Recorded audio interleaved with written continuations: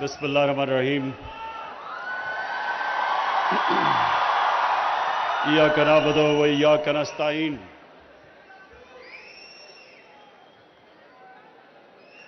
सबसे पहले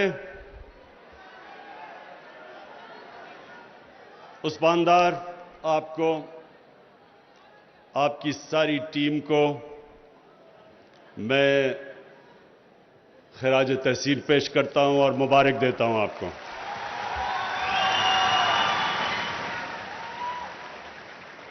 और इसलिए कि जिस जुनून से आपने ये काम किया, मेहनत तो आपने की, लेकिन मेहनत के साथ जुनून मुझे नजर आया। इसलिए मैं खास तौर पे सबके सामने, आप सारा यूथ, नौजवान, कामयाब नौजवान जो यहां बैठे हैं, मैं सबके सामने आज इसको उस्मान डार को, इसलिए कि कई समझते थे बड़ा मुश्किल है, ये नहीं होगा, लेकिन लगा रहा। उस्मान फाइनेंस मिनिस्टर से मिलता था, प्लानिंग मिनिस्टर से मिलता था, स्टेट बैंक गवर्नर से।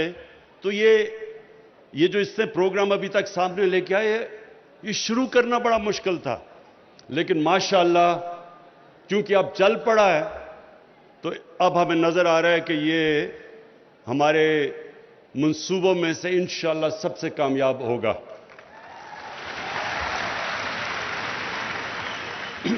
अच्छा, अब आप सब ने खामोशी से जरा 2-3 मिनट गौर से मेरी बात सुननी है, बिल्कुल खामोशी। देखिए नौजवानों, मैं 9 साल का था तो मैं अपनी वालदा के साथ, तब वो गद्दाफी स्टेडियम नहीं था, उसका नाम अभी गद्दाफी रखा नहीं गया था, लेकिन लाहौर स्टेडियम में टेस्ट मैच देखने गया 9 साल की उम्र में। मेरी खाला के बड़े बेटे थे जिन्होंने उस टेस्ट के अंदर बड़ा जबरदस्त पाकिस्तान के लिए परफॉर्मेंस दी, सेंचुरी की।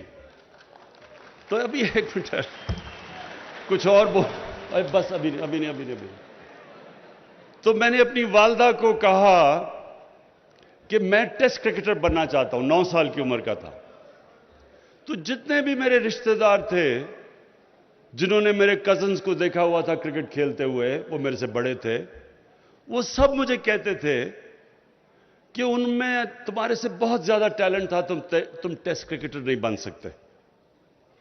तो सारा वक्त मैं ये सुनता गया कि तुम्हारा टेस्ट क्रिकेटर बनना यानी पाकिस्तान के लिए क्रिकेट खेलना नामुमकिन है। फिर खैर मैं बन गया टेस्ट। वज़ीर आज़म इमरान खान कामयाब जवान कन्वेंशन 2021 से खिताब कर रहे हैं। उन्होंने कहा कि उस्मान डार को कामयाब जवान कन्वेंशन पर मुबारकबाद देता हूं। उस्मान डार इस प्रोग्राम के लिए इंतहाई अहम किरदार अदा कर रहे हैं। सुने, जरा गौर से सुने, क्योंकि ये देखें, ये मैं आपको बातें कह रहा हूं, ये आपके लिए आने वाले आपके मुस्तकबिल में बहुत काम आएंगी। तो इसलिए जरा गौर से सुने, क्योंकि आपने इंशाअल्लाह बड़े काम करने हैं, आप सब ने बड़े काम करने हैं। तो जब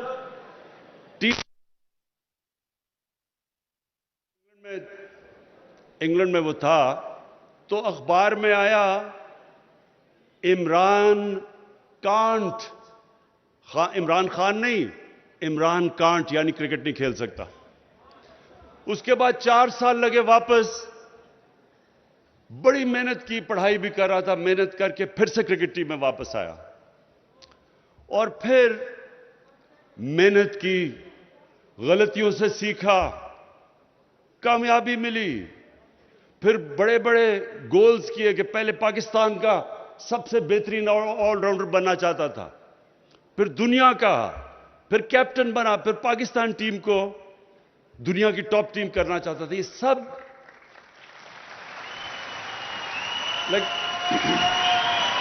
लेकिन हर जगह, सुने, हर जगह मुझे यह कहा गया कि यह नामुमकिन है। हर जगह पहले मुझे कहा तुम तेज बॉलर नहीं बन सकते, फिर तुम कैप्टन नहीं बन सकते। हर जगह दुनिया कहती रही कि ये चीजें नामुमकिन है। फिर जब हॉस्पिटल बनाने लगा,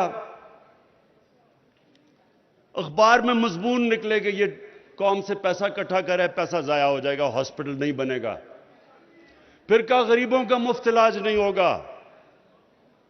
ये सब मुझे सुननी पड़ी अपनी जिंदगी में चीजें। फिर जब नमल यूनिवर्सिटी बनाने गया, कहा देहात के अंदर प्राइवेट सेक्टर यूनिवर्सिटी नहीं बना सकता, कि देहात के अंदर प्राइवेट सेक्टर इसलिए नहीं क्योंकि फैकल्टी नहीं जाएगी, प्रोफेसर्स नहीं जाएंगे वहां, इसलिए वो फेल हो जाएगी। फिर जब पॉलिटिक्स में आया तो 14 साल मेरा मजाक उड़ा। 14 साल थोड़ा वक्त नहीं है, 14 साल।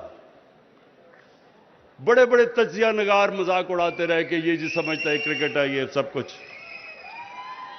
कहा कि दो सुन ले, ये आपके लिए काम की बातें करने लगा हूं। कहता दो पार्टी सिस्टम में तीसरी पार्टी आ ही नहीं सकती। और फिर जब वो पार्टी आ गई तो फिर 3 साल से सुन रहा हूं कि तुम फेल हो जाओगे। ये मैं आज आप सबके सामने कह रहा हूं, और इंशाअल्लाह आप ये अपनी नजरों से देखेंगे कि पाकिस्तान को एक अजीम तरीन कौम बनते हुए।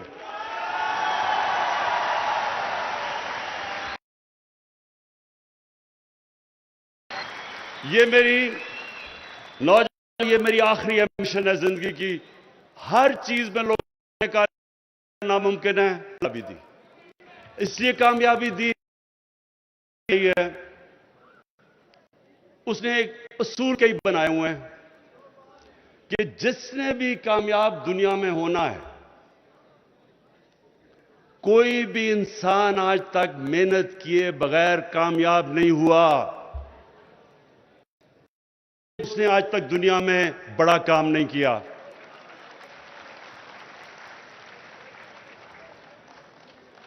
और कामयाबी का राज क्या है? कामयाबी, नौजवानों, खास तौर पे आपके लिए फिर से गौर से सुने, कामयाबी का राज सबसे बड़ा यह है बड़ी सोच रखना। जितनी बड़ी ख्वाब आपकी होगी उतना ही बड़ा इंसान बनेगा। अल्लाह ने इंसान को इतनी ताकत दी है कि जब अल्लाह ने फरिश्तों को कहा कि आदम के सामने झुको,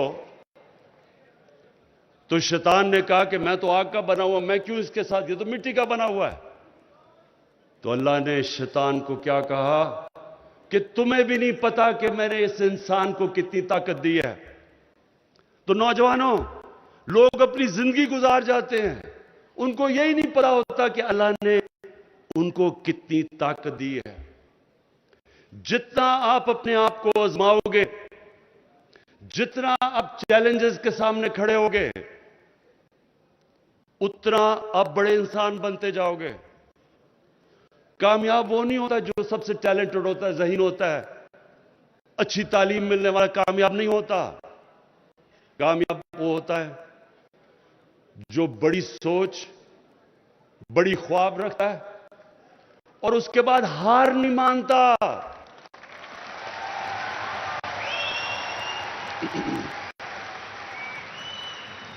जितनी आप ऊपर सोच रखेंगे, याद रखें, उतनी ज्यादा मायूसियां जिंदगी में आएंगी आपके सामने।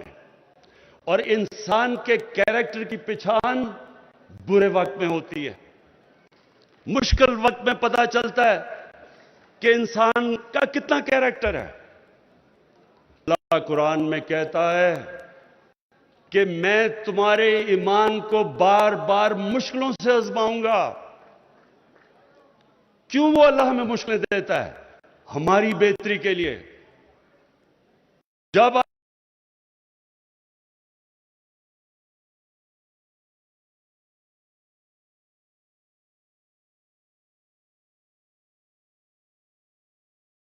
गलतियों को ठीक करता है, मेहनत करके इंसान और मजबूत हो जाता है और ऊपर चला जाता है। और यह है साइकिल जिंदगी का।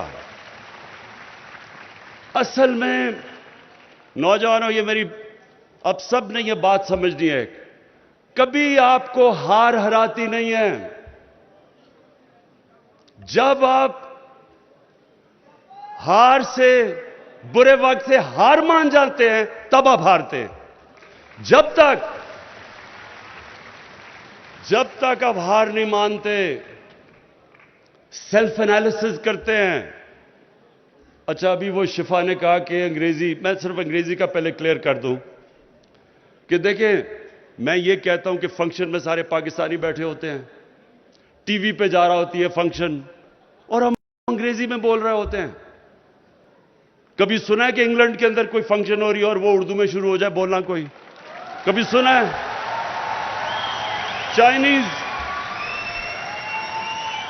चाइनीज बैठे होते हैं, हमारे यहां चाइनीज बैठे होते हैं, उनको अंग्रेजी आती भी है तो चाइनीज में बात करते हैं। लेकिन हम हर जगह जाके, दो अंग्रेज बैठा हो या कोई फॉरेनर बैठा हो, हम अंग्रेजी में शुरू हो जाते हैं, और हमारे टीवी पे लोग अंग्रेजी समझते नहीं है। तो मैं इसलिए कहता हूं। अच्छा, अब मैं फिर वापस आता हूं। देखें, क्योंकि आपके हाथ में इस मुल्क का मुस्तकबिल है, इसलिए मैं आपको कह रहा हूं कि ये जो मौका मिला है आपको, ये जो आपको स्किल डेवलपमेंट, हुनर सीखने का मौका मिला है, आपको कर्जे मिले हैं जिससे आप कारोबार शुरू कर सकते हैं, ये आपको मौका मिला है कि आप जिंदगी में वो काम कर सकें जो एक मुल्क को भी तब्दील कर दे, आपकी भी जिंदगी बेहतर कर दे। लेकिन कामयाबी तब होगी जब आप इस मौके का फायदा उठाएंगे और मेहनत करेंगे, बुरे वक्त से सीखेंगे।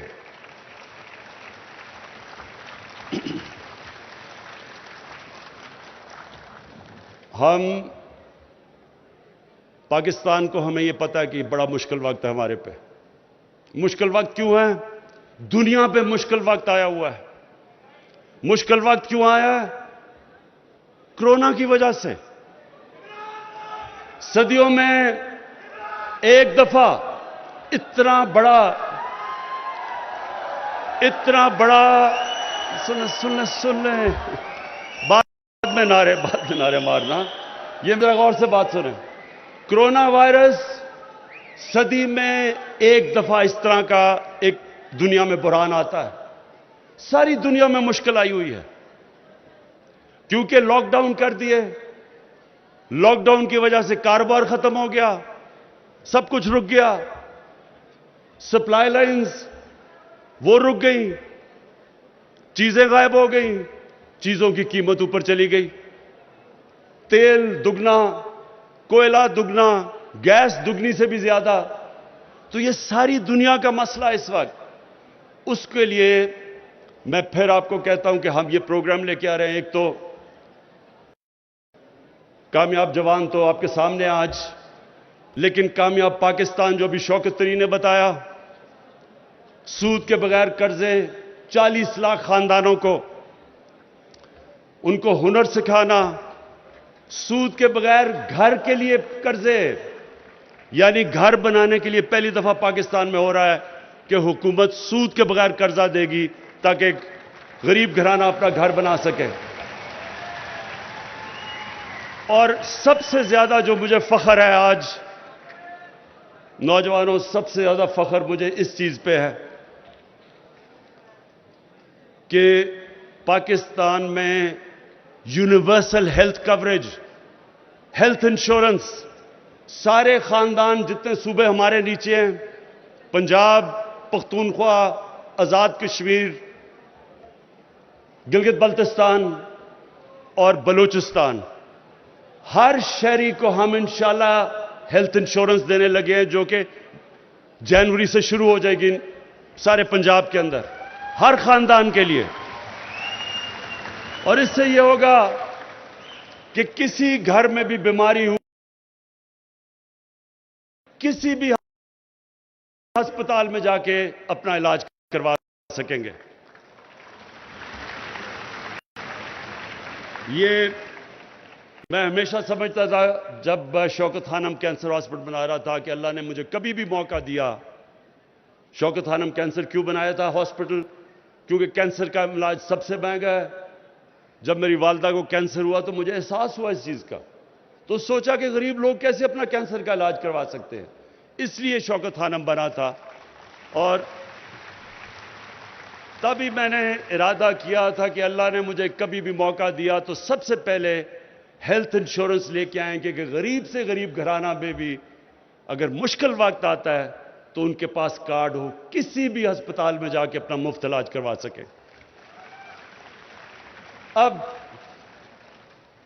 अब मैं आजकल, क्योंकि आपको पता है टेप्स की बात हो रही है, तो मैं भी टेप्स की बात कर ही दूं।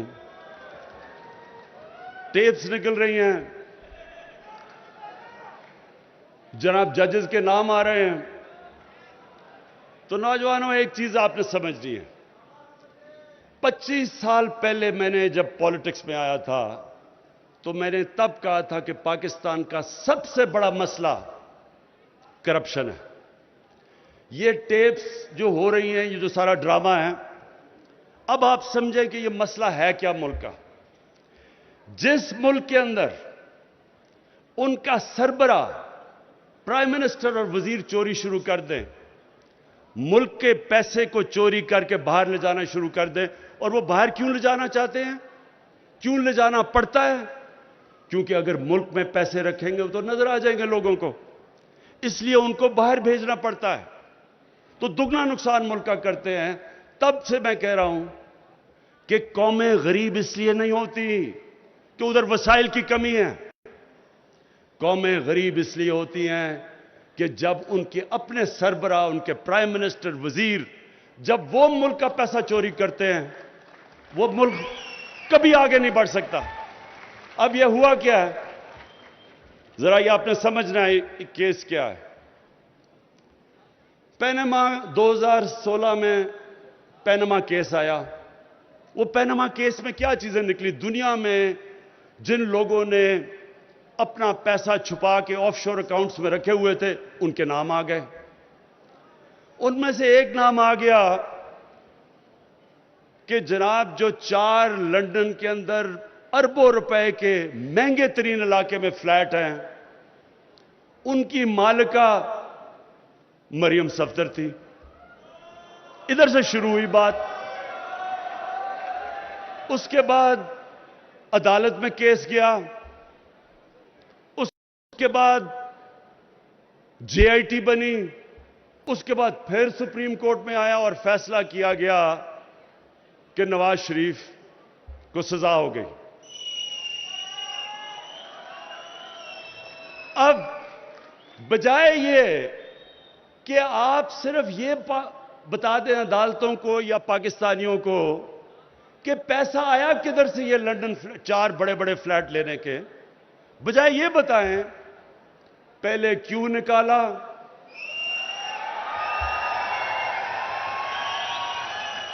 अदलिया को बुरा भला, फिर उसके बाद पाकिस्तानी फौज को बुरा भला। मैं तो खैर बुरा भला हूं, सबको बुरा भला। भाई आप जवाब दें कि आपने ये 4 फ्लैट लिए किधर से। सारी चीजें कर रही हैं लेकिन जवाब नहीं दे रहे हैं। मेरे ऊपर इन्होंने केस किया, सुप्रीम कोर्ट में लेके गए। मेरा भी लंदन में फ्लैट था। मैंने सुप्रीम कोर्ट में एक एक चीज की 40-40 साल पुराने कॉन्ट्रैक्ट्स के मैंने कागजात दिए, जबकि मैं तो पब्लिक ऑफिस होल्डर नहीं था, मैं तो एक खिलाड़ी था। उसके बावजूद जो अदालत ने मेरे से रसीदें मांगी मैंने उनको दी। 10 महीने लगे। मैंने क्यों, और इन्होंने अभी तक, जब इन्होंने अदालत में पूछा, पहले असेंबली में झूठ बोला, ये हैं जी दस्तावेजात, वो फ्रॉड निकले। फिर कतरी खत आ गया, वो फ्रॉड निकला। फिर क्लिबरी फॉन्ट आ गई, वो भी फ्रॉड निकली। उसके अभी तक एक कागज नहीं ये बता सके कि 4 लंदन के फ्लैट किस पैसे से खरीदे गए हैं, क्योंकि चोरी का पैसा था। अब सारे पाकिस्तान के इदारों को बुरा भला। लेकिन जो मुझे अफसोस है, और मैं ये आखिर में आपसे सबसे बात करना चाहता हूं, ये आखिरी बात है, ये समझ जाए। अफसोस किस चीज का है कि एक लाहौर में फंक्शन होती है, उधर चीफ जस्टिस को बुलाया जाता है, सुप्रीम कोर्ट के जजेस को बुलाया जाता है, उधर कौन तकरीर करता है? जो आदमी सुप्रीम कोर्ट ने जिसको कन्विक्ट किया हुआ है, जो झूठ बोल के मुल्क से बाहर भागा हुआ है, वो तकरीर कर रहा है। मेरे नौजवानों, एक मेरी बात सुन लें आप। कौम कभी खत्म नहीं होती पैसा चोरी सिर्फ करने से। कौमें फिर ठीक हो जाती हैं, पैसा फिर बना लेती हैं, लेकिन कौम तब तबाह होती है जब चोरी को बुरा नहीं समझा जाता।